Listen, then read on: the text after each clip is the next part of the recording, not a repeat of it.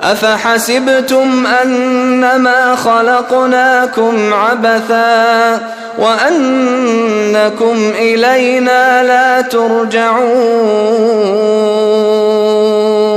فتعالى الله الملك الحق لا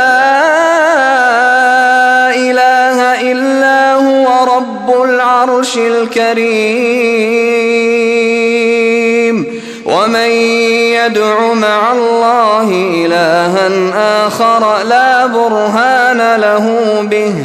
فإنما حسابه عند ربه إنه لا يفلح الكافرون